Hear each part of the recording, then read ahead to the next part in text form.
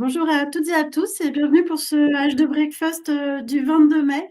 Ravie de vous retrouver pour échanger autour des actualités hydrogène en Bretagne et de vous présenter ce jour les activités de Verne Ingénierie avec Monsieur Jean-Philippe Béchu, directeur technique, avec Stéphane Paul, PDG d'H2X Écosystème pour la présentation de la filiale d'H2X qui est H2X Défense et également avec Monsieur Samir Alaouchi, pardon, qui est donc responsable grand compte pour Illico et qui nous présentera les solutions hydrogène.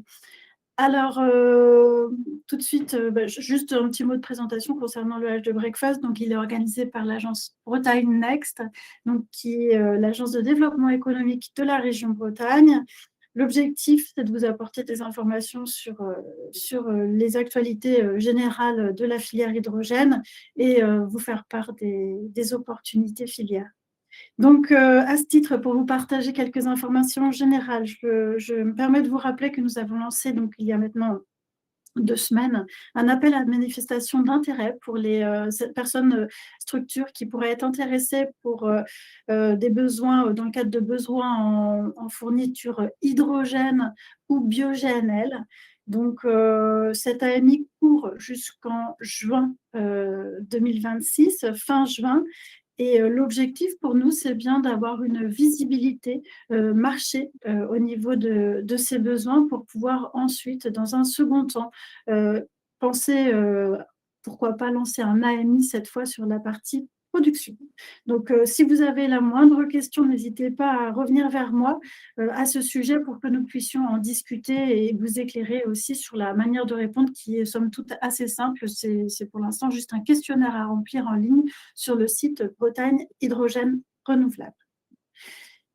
Je voulais également vous partager une petite information qui est celle de France Énergie Marine, qui interviendra d'ailleurs au webinaire de juin prochain, et donc webinaire H2 Breakfast.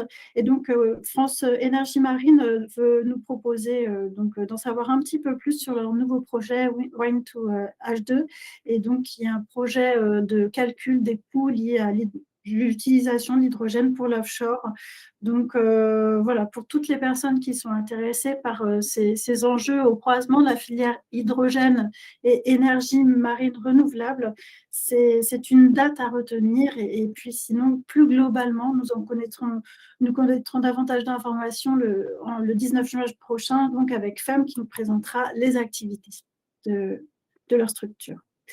Je vous partage également 2 temps forts qui vont arriver prochainement. Donc, le premier, ce sera fin juin, le 24 juin. Donc, vous savez aussi, nous sommes en train, avec le groupe de travail recherche hydrogène en Bretagne animé par le RH2, nous sommes en train de préparer une journée qui est vraiment consacrée à la recherche en Bretagne. Le fil rouge de cette journée, c'est d'essayer de comprendre et puis surtout de montrer comment la recherche bretonne répond aux enjeux de baisse des coûts, de productivité, de réponse aux enjeux de criticité des matériaux de la filière hydrogène. Et donc, à cette fin, une journée va être consacrée le matin à des présentations des travaux en cours avec travaux en atelier. L'après-midi, le principe des ateliers, ça sera d'ailleurs de faire travailler ou intervenir une entreprise avec un laboratoire de recherche pour montrer justement tout l'enjeu et l'applicabilité des travaux de recherche engagés. Donc, Antoine vous a partagé le lien vers cet événement, 24 juin à Brest, donc grâce à l'UBO qui nous accueille dans ses locaux. N'hésitez pas à nous rejoindre à cette occasion. Le 9 juillet, c'est aussi une date pour vous à retenir.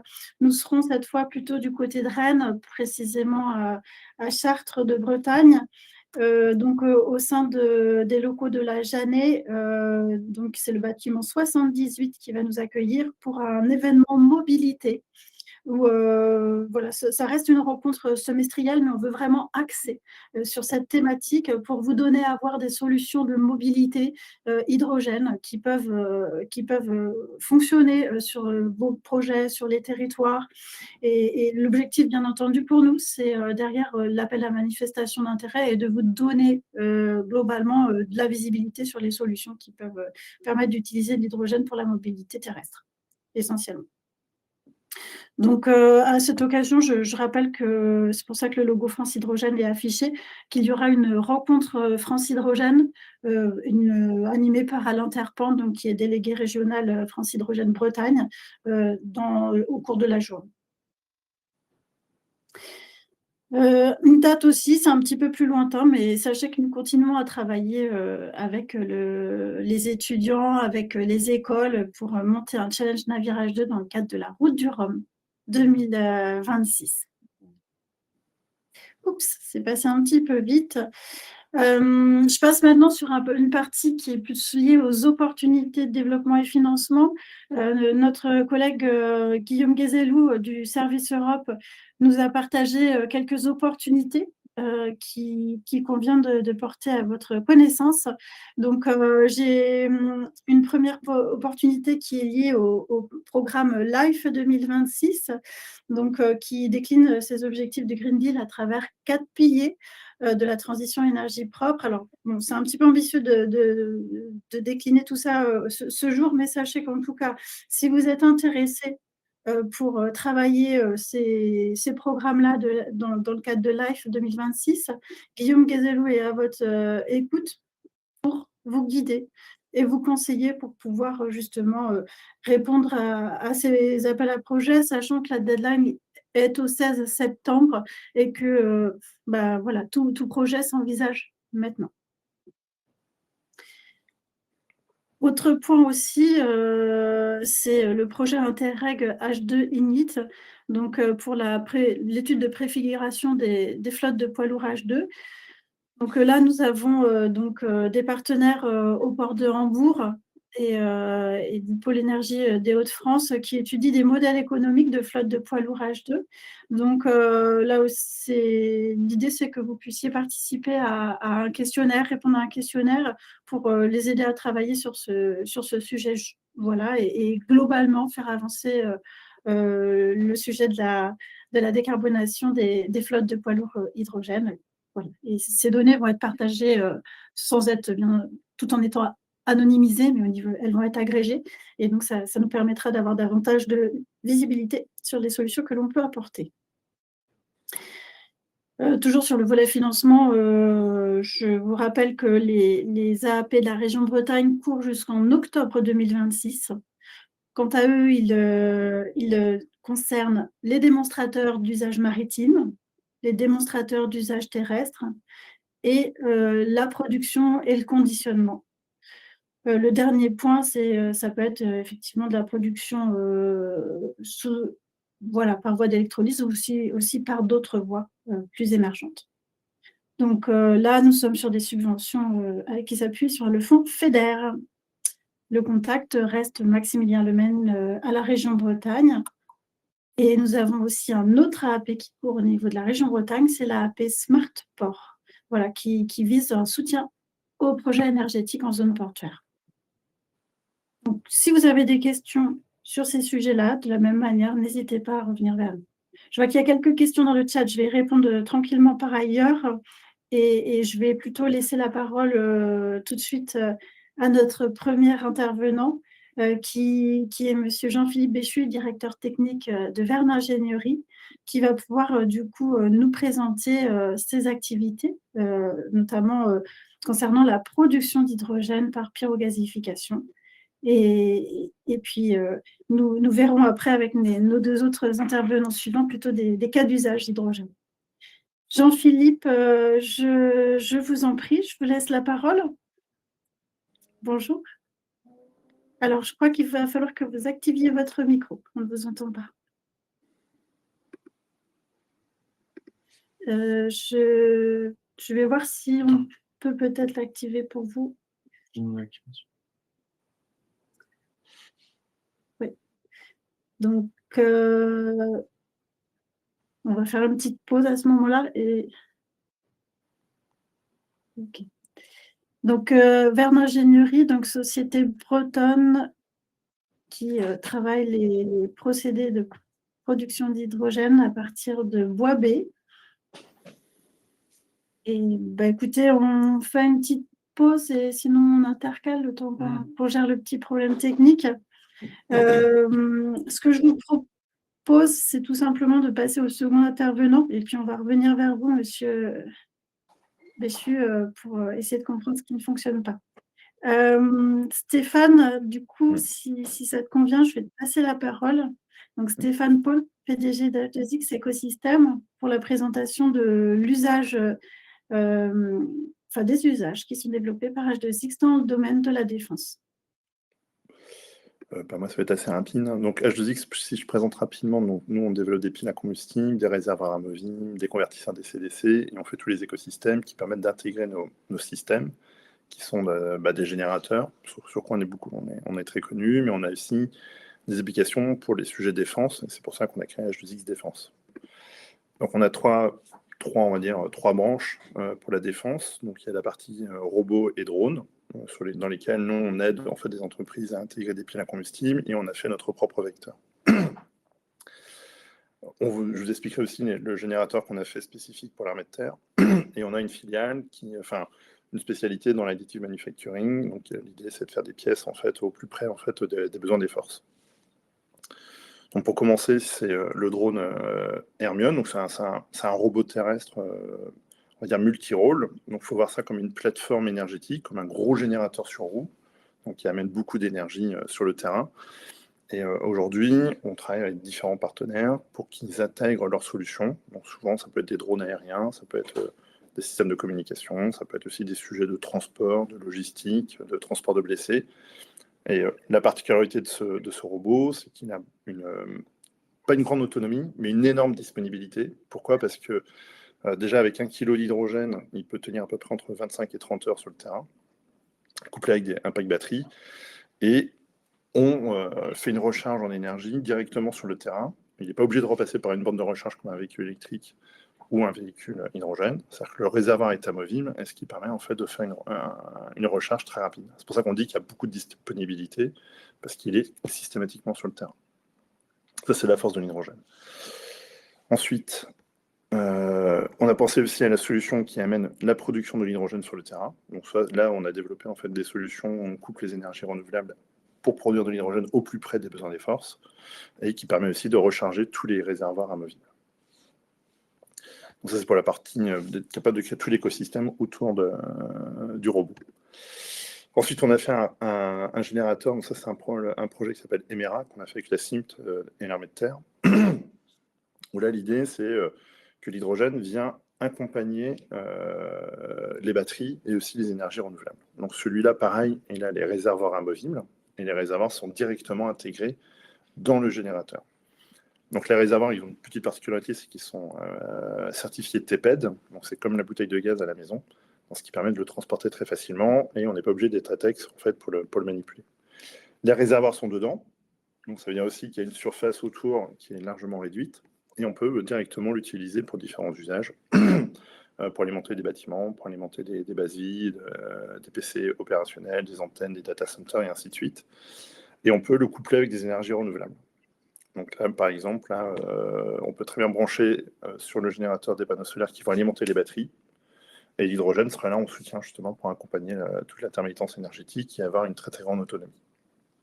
Donc là, on a déjà fait des essais avec l'armée de terre, effectivement. Vu que c'est un pack batterie, donc il donne ce qu'on lui demande. Donc ce qui fait qu'il donne exactement la quantité d'énergie. Donc il n'est jamais en sous-régime comme un moteur diesel. Il donne exactement la quantité d'énergie qui est nécessaire, et l'hydrogène permet en fait de faire une recharge très rapide, mais aussi de donner une très très grande autonomie. Ensuite, ça c'est une solution containerisée qu'on fait pour l'impression métallique 3D, où on fait, parce qu'on a développé des électrodes imprimées 3D au début de la H2X, et qu'on a acquis en fait ce savoir-faire. Et aujourd'hui, on accompagne en fait des entreprises justement pour être capable de faire des pièces imprimées 3D. Donc là, on a fait un sujet avec KNDS, et ce qui permet de faire des pièces au plus près. Et nous, on est en train de travailler justement pour comment sécuriser l'ensemble de la chaîne énergétique et créer tout l'écosystème qui va autour pour créer de l'énergie à partir des énergies renouvelables, mais aussi faire du waste to power, qui permettrait de faire beaucoup d'hydrogène pour justement garantir la disponibilité des machines et la réalisation des pièces pour la maintenance des équipements militaires. Donc voilà, pour ça je ne m'étale pas trop là-dessus, c'est des sujets qui sont en cours de développement. Donc voilà, c'est bon pour moi. Très clair. Je ne sais pas s'il y a des questions d'intervenants, mais ça sera, on va voir ça. Juste une petite question sur dans quelle mesure aujourd'hui ces solutions sont déployées sur le terrain? Celui-là, il y en a un en Ukraine, là pour la pression 3D métal, et autrement, les générateurs sont en cours de d'essai avec l'armée de terre sur différents théâtres. Mais là, je ne sais pas tout.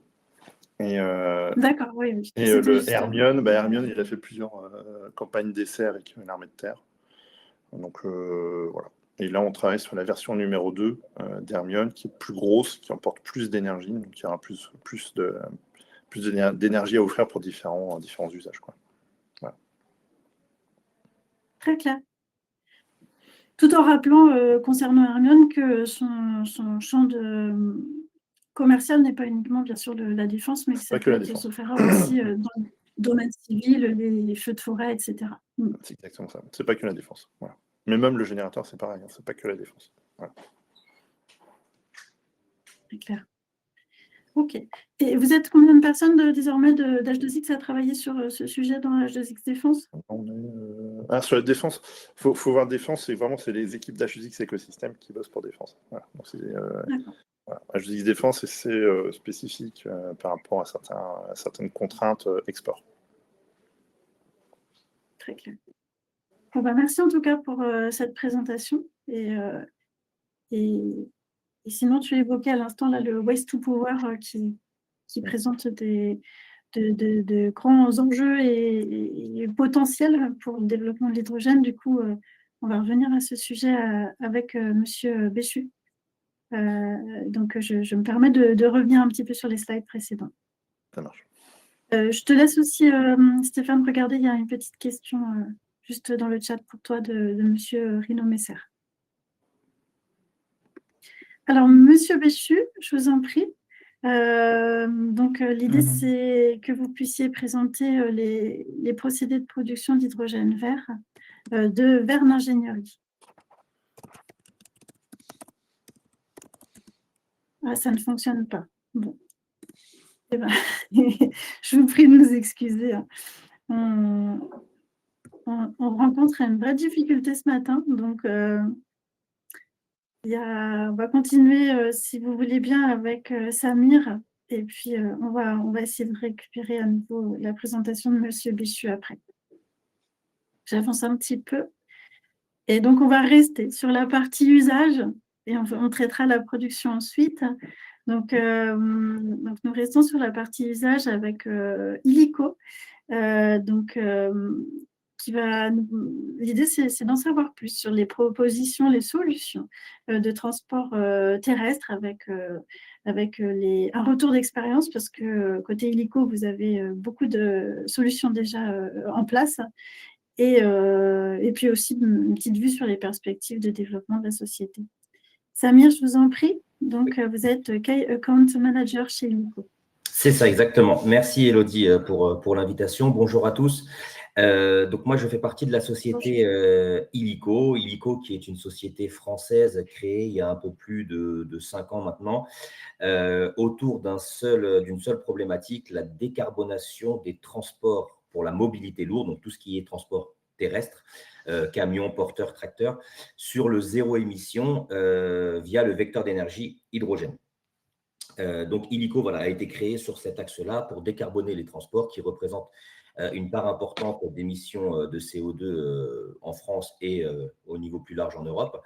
Et Illico avait à cœur de proposer une solution décarbonée zéro émission avec ces camions hydrogène. Alors, je commence par ce slide au niveau de l'offre full service, puisque aujourd'hui, la filière hydrogène en France sur la mobilité lourde, on en est vraiment à ses débuts.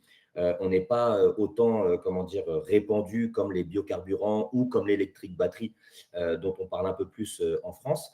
Et il était important pour Illico, pour rassurer justement tous les donneurs d'ordre et les transporteurs qui allaient justement s'embarquer dans cette aventure hydrogène, de les rassurer. Et les rassurer avec une offre full service où tout est inclus dans l'offre, où il y a vraiment un accompagnement d'Illico sur tous les aspects hydrogène autour de la mobilité lourde. Donc, le premier slide ici, enfin le premier carré que vous voyez, c'est la partie véhicule. Donc, Illico, nous, on est plutôt vendeur-loueur de camions, camions hydrogène zéro émission, que ce soit en rétrofit ou en neuf. Je reviendrai sur cet aspect rétrofit et j'expliquerai ce que c'est. Avec aussi la possibilité justement de proposer de la disponibilité d'hydrogène sur les stations de ravitaillement. Alors, on n'a pas vocation, nous, à ouvrir des stations de ravitaillement puisqu'on est plutôt loueur de camions plutôt que société de stations. Mais dans le cadre de cette offre full service, on avait à cœur d'avoir une station en propre.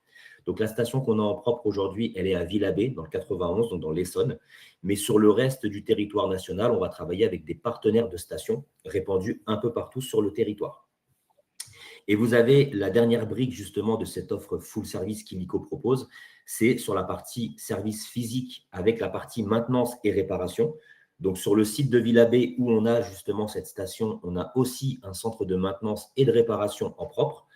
On en a un deuxième qui est basé à Saint-Priest en Auvergne-Rhône-Alpes, où là, justement, on va avoir, en plus d'un centre de maintenance, un centre d'assemblage, où justement, on va assembler ces camions rétrofit. Donc, avec la technologie hydrogène, on assemble nous-mêmes en propre les camions rétrofit hydrogène. Et sur la partie services digitaux, on a aujourd'hui des applications qui permettent à la fois de tracer les véhicules de la flotte, donc les véhicules hydrogène Illico, et d'avoir justement ce reporting sur les estimations de CO2 justement évitées grâce à ces camions hydrogène. Donc vraiment, cette offre full service avec la partie véhicule, station de ravitaillement, donc hydrogène pour ravitailler justement les véhicules, la partie maintenance, réparation, et services digitaux pour tout ce qui est tracking, reporting autour du véhicule.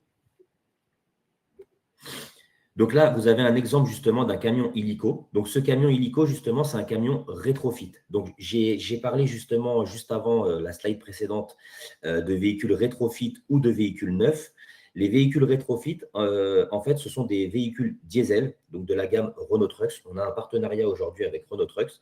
Ce sont d'anciens véhicules diesel donc, qui ont eu une première vie, qu'on va récupérer avec uniquement le châssis. Donc, c'est la grosse ossature métallique que vous voyez ici avec la cabine. Donc, on récupère le châssis et la cabine complètement vidés de toute la partie polluante. Donc, on enlève toute la partie diesel, moteur, etc. La cabine du chauffeur est aussi enlevée. Donc, on récupère, excusez-moi de l'expression, ce n'est pas très glamour, mais on va dire uniquement l'ossature, la carcasse du véhicule, et auquel on va rajouter toute la technologie justement hydrogène pour en faire in fine un véhicule électrique alimenté par de l'hydrogène. Donc, c'est important justement cette mention de véhicules électriques alimentés par l'hydrogène, puisque ces véhicules roulent à l'électricité, sauf qu'on ne va pas aller dans des bornes de recharge pour alimenter justement les batteries.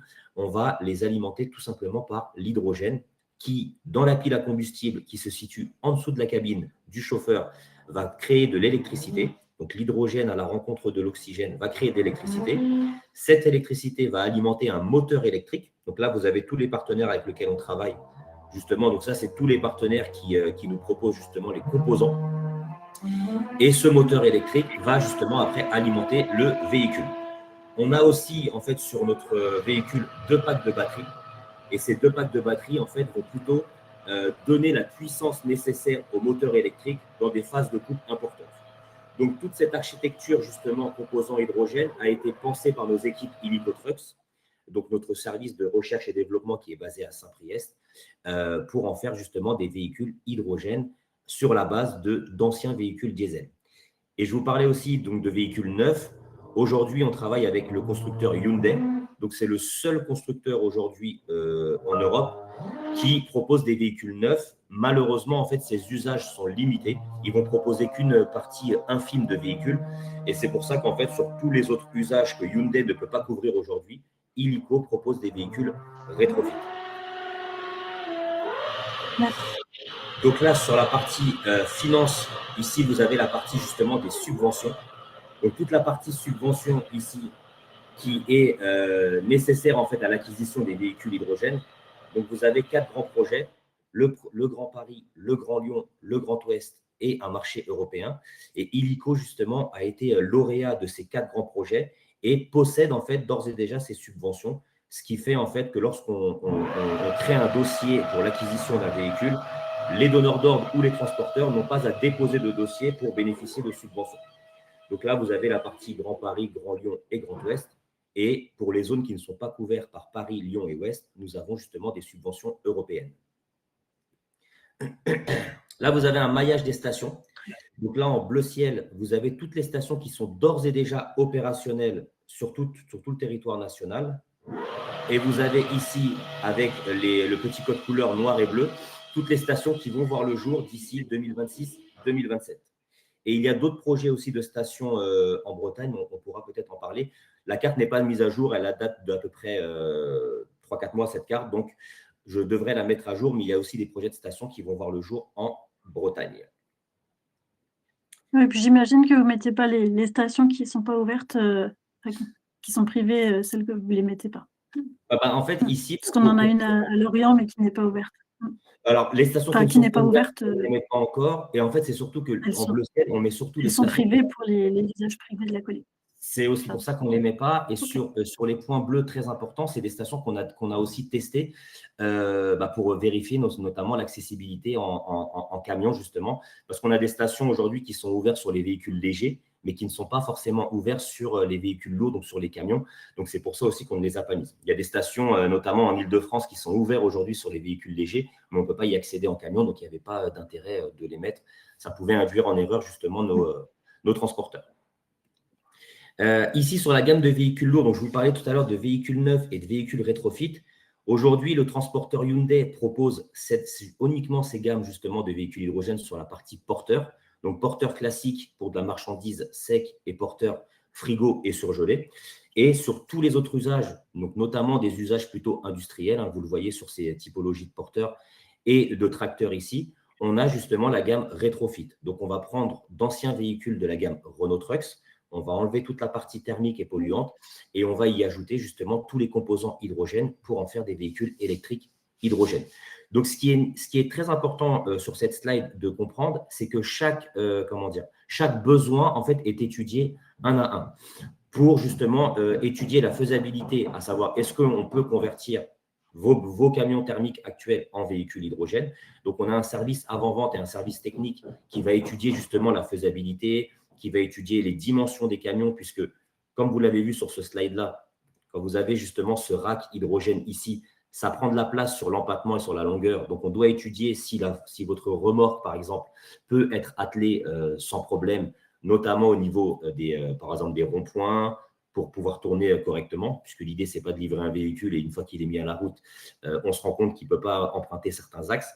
Donc, il y a vraiment une partie technique et une partie étude de chaque cas d'usage. Et ici, vous avez justement sur cette slide donc les premiers véhicules qui ont été mis à la route, donc les véhicules de la première génération qui ont été mis à la route en 2024. Donc, on en a mis 2 pour le client Point P sur un porteur et un tracteur.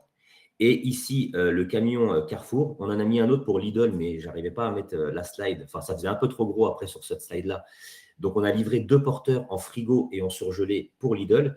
Et pour faire un rapide zoom sur les usages, notamment par exemple de Carrefour et de Lidl, ils avaient à l'époque une problématique puisque livrent justement en plein centre de Paris et ils font justement des multi-tournées. Donc, ils avaient 2 problématiques, à la fois le bruit, puisque justement les véhicules thermiques qui livraient très tôt les magasins Carrefour et Lidl en région parisienne faisaient énormément de bruit et les riverains s'en plaignaient. Et ils avaient aussi, donc ils souhaitaient justement avoir des véhicules zéro bruit, zéro émission. Mais ils avaient une problématique au niveau de l'autonomie, puisque les véhicules Carrefour et Lidl vont faire plusieurs tournées par jour.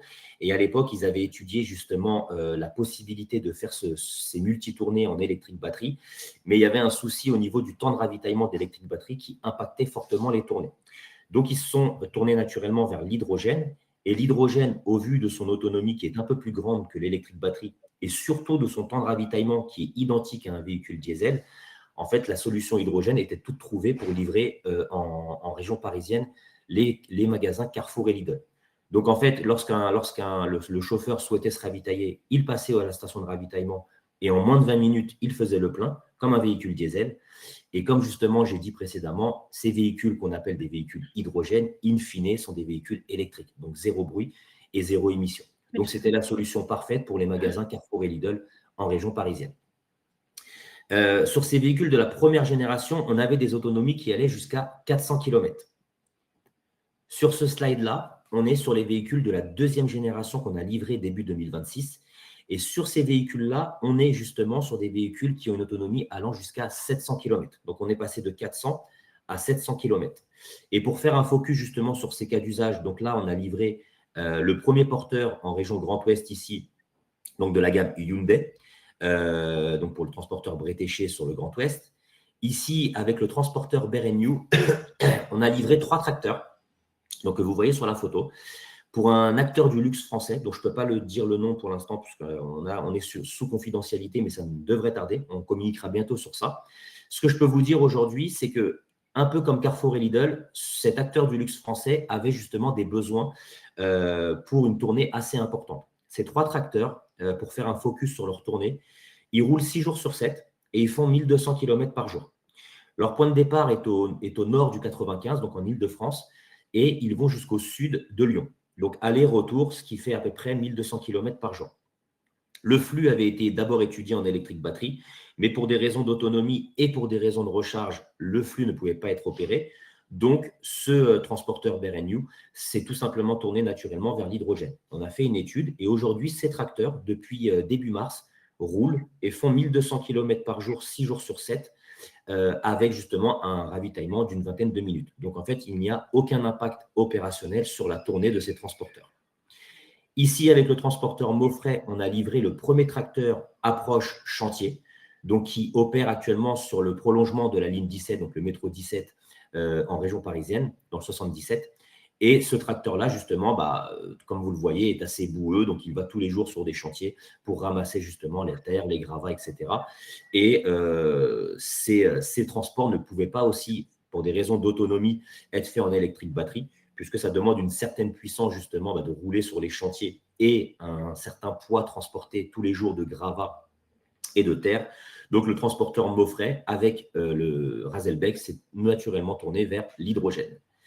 Et sur cette slide ici, vous avez les 3 premiers tracteurs qu'on va livrer à l'export, donc en Guyane française, pour un projet aérospatial qui s'appelle MT Aerospace. Ils sont en train de créer justement une zone bas carbone hydrogène en Guyane française. Donc, naturellement, ils avaient besoin de véhicules hydrogène pour respecter, entre guillemets, cette zone verte autour de l'hydrogène. Voilà pour moi. J'espère ne pas avoir été trop rapide pour respecter un peu le temps. C'est très clair, Samir. Merci beaucoup. Je vois qu'il y a 2 questions en ligne. Alors, peut-être que vous pouvez y répondre rapidement. La première, c'est de Maximilien Lemann de la région Bretagne qui vous demande si vous avez des premiers retours sur les taux de disponibilité de vos camions rétrofités et de vos camions neufs. Et Monsieur Niclou, donc Thierry Niclou, qui vous demande si la solution des moteurs à combustion hydrogène, donc du moteur à combustion interne, a déjà été testée au lieu des moteurs électriques. Alors, donc la première question, c'est sur les systèmes de production mobile H2 ? Sur les taux de retour, taux de disponibilité. Alors, taux de disponibilité, alors oui, je vais y venir. Alors, attendez, je vais juste redéfiler. Je peux, Élodie, redéfiler juste sur une certaine slide, justement, il y avait cette information-là. Donc, vous avez ici, par exemple, là, je prends l'exemple de Point P. Ici, vous avez un taux de disponibilité sur les versions 1, puisque depuis 2024, on a assez de recul. On n'a pas encore étudié, en fait, les véhicules 2026, puisqu'ils ont été livrés il y a quelques mois, donc on n'a pas encore assez de recul. Je pourrais vous communiquer un taux, mais ça serait que sur 2-3 mois. Donc, ça ne serait pas forcément pertinent. Mais sur les taux, sur les versions 1 ici, on a un taux de disponibilité de 95%. Ce qui veut dire que pendant 95% du temps, ces véhicules étaient sur la route et opéraient leur tournée. Les 5% restants, ce que je peux vous dire, et ce qui est une très bonne information et une très bonne nouvelle pour la filière hydrogène, c'est que quand les véhicules étaient immobilisés sur les 5% du temps restant, c'était pour des problèmes mécaniques et non liés à la technologie hydrogène. Un haillon qui casse, un pneu qui crève, enfin vraiment une partie mécanique qui a un problème, comme un véhicule diesel classique. Pour information, Point P, à l'époque, lorsqu'on s'est mis d'accord justement pour leur livrer les 2 premiers véhicules hydrogène, dans les cahiers des charges, ils nous demandaient un taux de disponibilité de minimum 85%. Et aujourd'hui, on est à 95%. Donc, c'est une très bonne nouvelle. Point P, on est très satisfait. Donc, on est au-dessus justement de ce qu'ils nous ont demandé.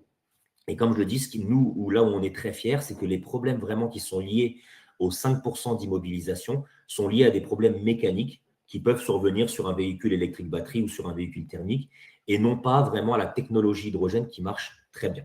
Donc, sur ça, on est très fiers. Très clair. Et la deuxième question, c'était sur les moteurs à combustion hydrogène au lieu de moteurs électriques. Alors, à l'heure actuelle, la réponse est non. On est vraiment sur la technologie pile à combustion. D'accord. Bon, bah, c'est impeccable. C'est ce qu'on voulait savoir. Je vois qu'il y a d'autres petites questions, alors je vais vous laisser répondre dans le chat et comme ça, on va pouvoir donner la parole à monsieur Béchu. Mais en tout cas, merci Samir et si on a le temps, en fin de session, on reviendra à des questions-réponses tous ensemble, d'accord? Mais voilà, on va revenir vers monsieur Béchu donc pour avoir on parlait des solutions hydrogène, très bien, mais il y a un moment, il faut avoir la disponibilité de la molécule et donc l'idée, c'est de savoir, s'il est possible de produire et oui et si dans ce cas-là, comment avec, à partir notamment de bois B? Monsieur Béchu, je vous en prie. Bon, ça fonctionne toujours pas. Donc je vais essayer de fonctionner autrement. On va voir si on peut vous entendre par téléphone. Des fois, ça fonctionne mieux.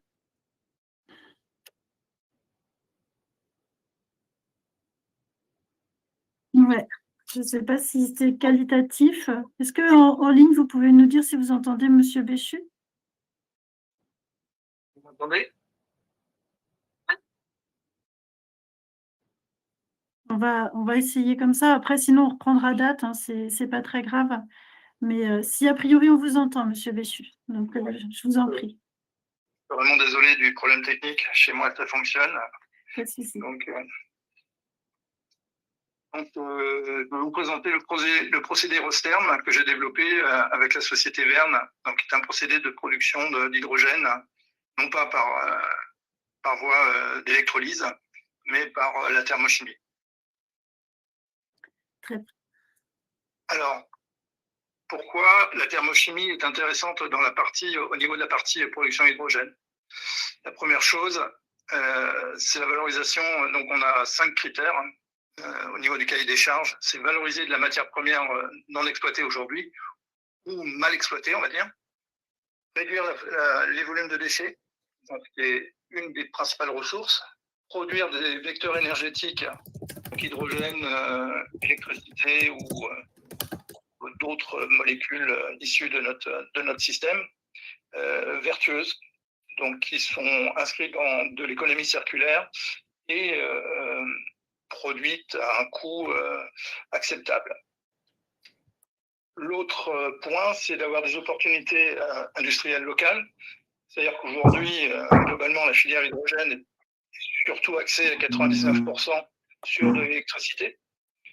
Donc, il faut avoir des ressources en électricité relativement importantes. Si on veut de l'hydrogène vert, il faut que cette électricité soit non intermittente, ce qui n'est pas tout à fait le cas aujourd'hui. Il faut être bien lucide.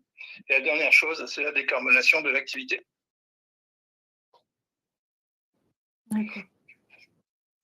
Donc, le procédé est un procédé thermochimique. Alors, qu'est-ce que c'est que la thermochimie? En fait, on utilise un procédé de pyrolyse dans un premier temps et un procédé de gazification derrière qui permet de décomposer la matière. Donc, comme je vous l'avais expliqué un tout petit peu plus avant, il y a 2 manières de produire de l'hydrogène aujourd'hui. J'écarte volontairement l'hydrogène blanc natif, qui est assez balbutiement.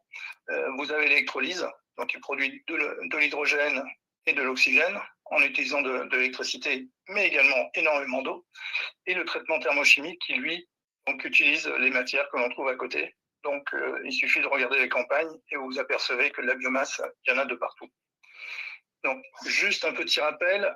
Donc, notre système lui permet de fonctionner 8760 heures par an, donc ce qui veut dire qu'un site de production ne s'arrête jamais.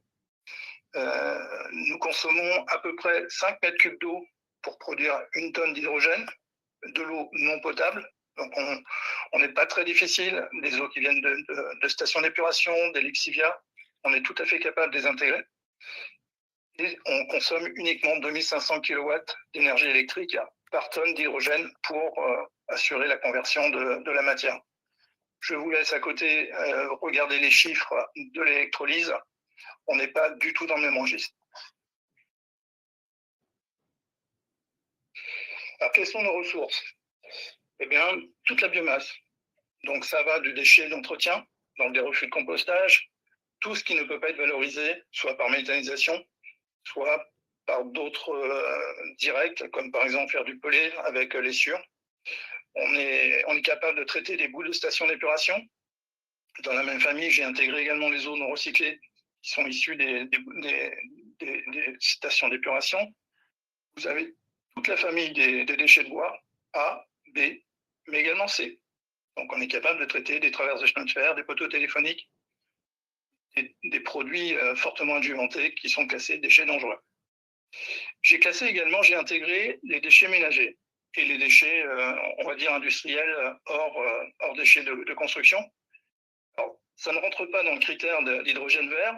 En revanche, c'est une ressource qui est accessible, je dirais bon marché, et qui évite aujourd'hui la mise en enfouissement. Donc, on peut se servir de cette ressource. La seule chose, c'est qu'on ne pourra pas classer l'hydrogène comme étant de l'hydrogène vert.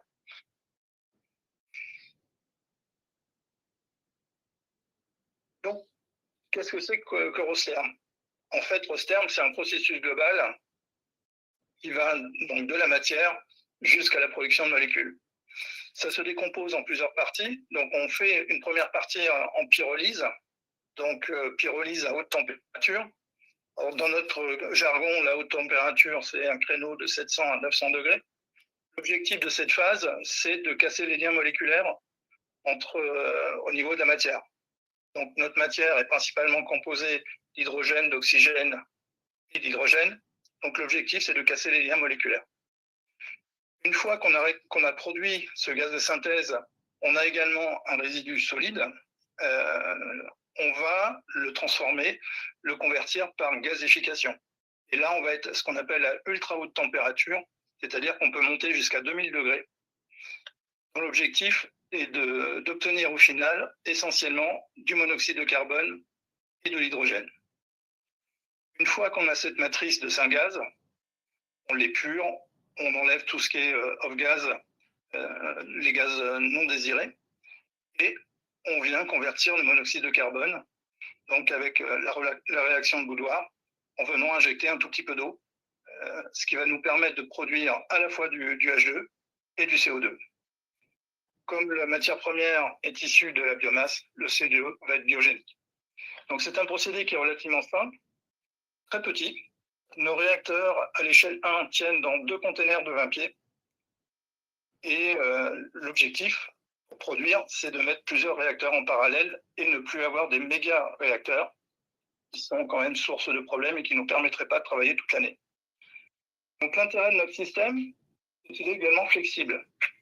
Lorsqu'on a produit du CO et du H2, la filière hydrogène, on connaît tous ses évolutions et ses difficultés pour percer. Et on prend ces 2 molécules, on utilise une autre voie technologique qui s'appelle le Fischer-Tropsch, donc on va faire des catalyseurs, on va produire des biokérosènes, ce qui nous permet d'avoir 2 sources finales, 2 débouchés pour une même solution technique de base. C'était un élément important au niveau du développement, c'est d'être modulaire, flexible, de pouvoir traiter plusieurs matières à petite échelle, et de ne pas être bloqué sur un seul débouché qui est l'hydrogène. Autre point important, sur la filière hydrogène, le gros problème, c'est l'utilisation. Entendez, là tout à l'heure, illico avec les piles à combustible, ça fonctionne admirablement bien. Le seul problème pour nous, c'est la qualité de l'hydrogène. Si on veut travailler avec des piles à combustible, il faut un taux d'hydrogène très très pur. Or, nous, on pense que la motorisation à combustion interne pardon, est nettement plus adaptée, tout simplement parce que le coût d'épuration est exponentiel. Dès qu'on passe 99% de pureté, ça devient très très cher. Donc c'est un des facteurs, pour moi, bloquants de l'hydrogène, c'est de trouver une bonne relation entre un taux de pureté acceptable et un coût de revient au kilomètre qui ne soit pas plus élevé aujourd'hui que le diesel. Même si aujourd'hui, on est fortement aidé par ce qui se passe au Moyen-Orient avec des coûts de pétrole qui explosent. C'est un processus qui est relativement simple, facile à développer et qui, aujourd'hui, permettrait de garantir des coûts de production relativement faibles.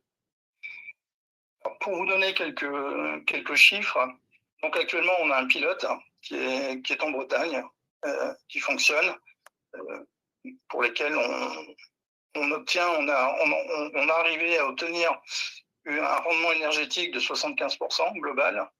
Ça veut dire qu'on a un taux de conversion qui est excellent. Et pour une tonne de matière première entrante, biomasse, quelle qu'elle soit, un taux d'humidité inférieur à 50%, on était plus proche des 10-15% sur les tests. On pourrait arriver jusqu'à entre 150 et 180 kg d'hydrogène par tonne de matière entrante.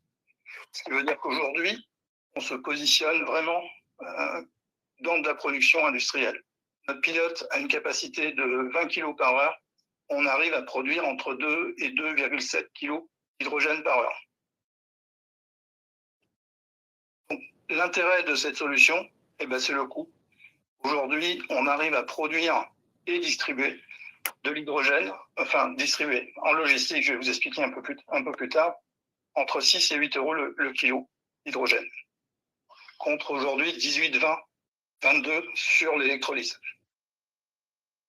Autre point important, comme disait Lavoisier, rien ne se perd, rien ne se crée, tout se transforme. La quasi-totalité de la matière est transformée, mais il reste quand même dans la biomasse, on retrouve des minéraux.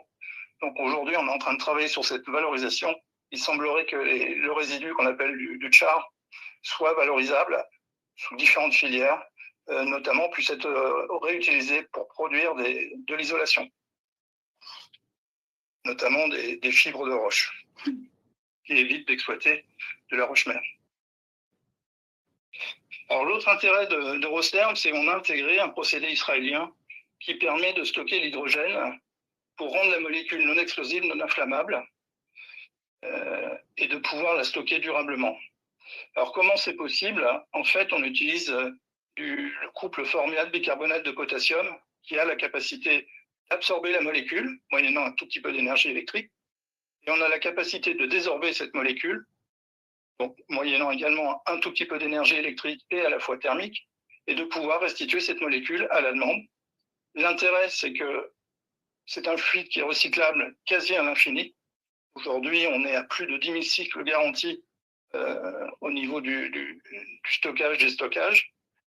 L'inconvénient, c'est que derrière, ça nécessite une logistique un dispositif pour stocker et transférer au niveau de l'avitaillement des véhicules.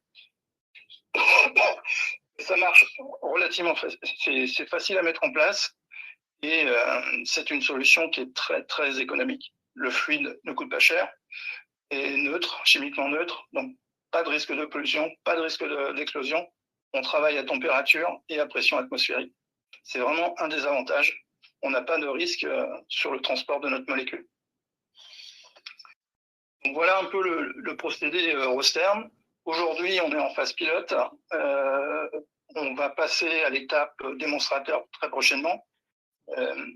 Et la particularité, c'est que notre démonstrateur va être à l'échelle 1. C'est-à-dire qu'une fois qu'on a validé, qu'on a la preuve du concept sur la taille du réacteur, nous n'allons pas tout de suite pouvoir passer à l'étape industrielle. Donc, ça permet d'avoir un gain au niveau de la pénétration du marché. On estime aujourd'hui que d'ici 3 à 5 ans, on va être capable de produire de l'hydrogène au niveau industriel et de pouvoir être compétitif sur le marché. Donc, voilà un peu le travail de Verne et le développement de Rosterm. Merci, Monsieur Béchu. Du coup, je vois quelques questions dans le chat. Alors, votre société se situe à Briac et donc une question, donc Briac dans le Finistère, je précise. Et donc, Monsieur Sandos Fares vous demande où est situé votre pilote. Briac. Et voilà. Et donc, Maximilien vous demande si vous êtes ouvert, Maximilien Lemaine, région Bretagne, vous demande si vous êtes ouvert à d'autres solutions de logistique pour transporter l'hydrogène, autres que celle du procédé présenté, ou est-ce que vous avez un contrat d'exclusivité avec ces acteurs? On n'a pas de contrat d'exclusivité. Je suis ouvert à tout. Une des raisons pour lesquelles on est très proche des Israéliens, c'est qu'on est probablement la seule technologie aujourd'hui à pouvoir utiliser leur fluide. Voilà. Le seul processus. L'inconvénient du système israélien, c'est qu'on ne peut pas garantir un taux de pureté supérieur à 99,5%, ce qui est aujourd'hui incompatible avec les piles à combustible ou d'autres utilisations. Donc, je pense qu'il faut, sur l'hydrogène, bon, tout le monde connaît la situation aujourd'hui de l'hydrogène. Elle n'est pas au beau fixe, on va dire, mais elle n'est pas moribonde non plus. On a besoin de remettre tout à plat.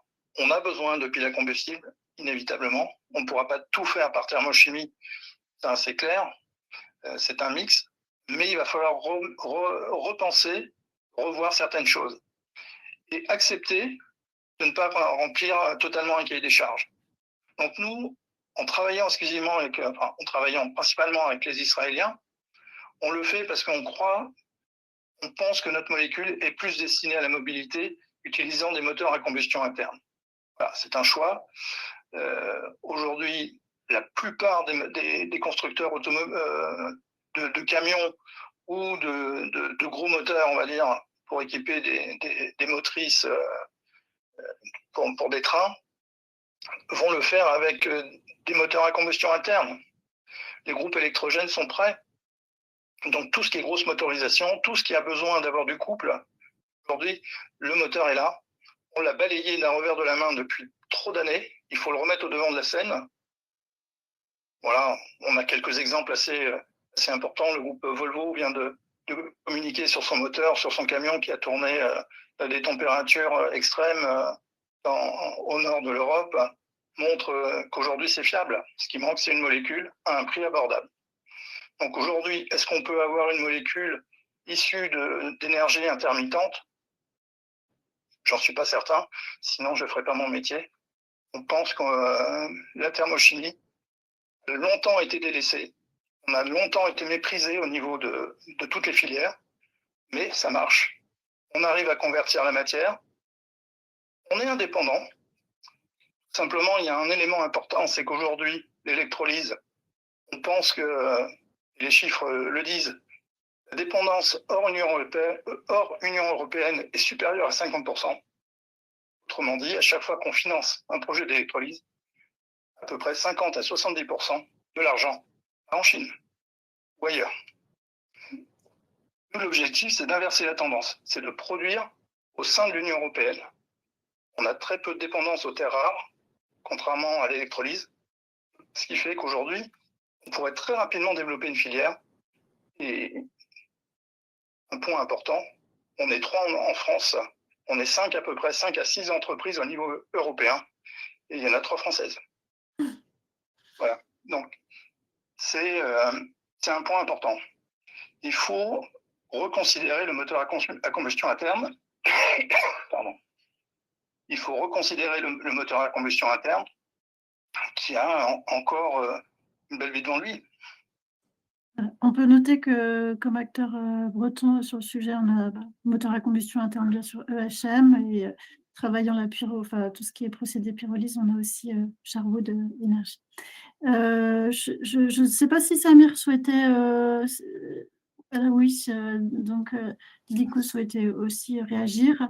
Oui, Elodie. Et puis j'avais... J'ai eu un problème de connexion, donc je vais juste revenir sur quelques questions qui ont été posées auxquelles je n'ai pas eu l'occasion de répondre. Donc, Thierry... Il y avait une question sur le stockage et puis une réaction éventuelle à l'intervention de M. B. Alors, le stockage de l'hydrogène, ça se fait à travers du fluide. C'est-à-dire qu'une fois que le réacteur va produire et qu'on va épurer l'hydrogène, on va immédiatement le stocker dans le fluide formiate de potassium afin de le rendre non explosif, non inflammable. Très clair. Ça a deux intérêts pour nous. Un, si on devait extrapoler sur des sites industriels de grande capacité, on rentrerait vite dans les seuils Céveso. Le fait d'utiliser notre solution de stockage, en fait, permet de rester dans le registre de l'autorisation. Ça paraît anecdotique, mais c'est terriblement préjudiciable d'avoir un site Céveso de production d'hydrogène. Ok. Et merci Jean-Philippe. Samir, côté Illico, il y avait également ce sujet qui a été évoqué. Je me permets de te redonner la parole. Merci Elodie. Sur le moteur à combustion, alors nous en interne, on ne prévoit pas de solution moteur à combustion. Pour l'instant, on reste sur la pile à combustible, mais il y a des constructeurs traditionnels, Volvo a été évoqué, MAN, qui travaillent sur des véhicules justement de moteur à combustion. Donc nous, pour notre cas, nous, on reste sur la pile à combustible. Et avez-vous un ordre de grandeur des temps de livraison pour un camion neuf? Alors, pour un camion neuf, donc comme je l'ai dit, on va passer par Hyundai. Aujourd'hui, Hyundai est en mesure, ils ont un certain stock, donc déjà existant. Donc, ils sont en mesure de livrer un camion neuf entre 6 mois et 1 an à peu près. Et sur la partie rétrofit, on est plus sur une bonne année pour livrer un véhicule. Le temps de trouver un ancien véhicule diesel, de commander les composants hydrogène et d'assembler le tout et de faire les tests. Très clair. Excusez-moi. Et du coup, Monsieur Christou Panos vous demandait si les systèmes de stockage H2 actuels sont suffisants sur les aspects autonomie et intégration, ou si des systèmes plus compacts seraient souhaitables. C'est pour Samir. Hein. Alors, oui, excusez-moi. Oui. Donc, je reviens sur la question, c'est… Est-ce que les systèmes de stockage H2 actuels sont suffisants sur les aspects autonomie et intégration? Alors, sur les aspects autonomie, donc aujourd'hui, le système de stockage sur nos véhicules rétrofit, on est à peu près à 35-36 kg embarqués d'hydrogène, un peu moins sur les véhicules Hyundai, on est aux alentours, je crois, de 31 ou 32 kg. Donc ça, c'est sur les véhicules rétrofit de la génération 2 qui permettent aujourd'hui 700 km d'autonomie, donc entre 500 et 700. Et on est en train de travailler justement sur la génération 3 qui normalement devrait voir le jour mi-2027.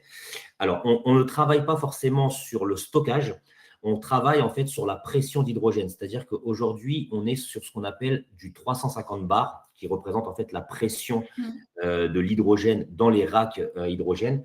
Et on est en train de travailler sur la technologie 700 bars.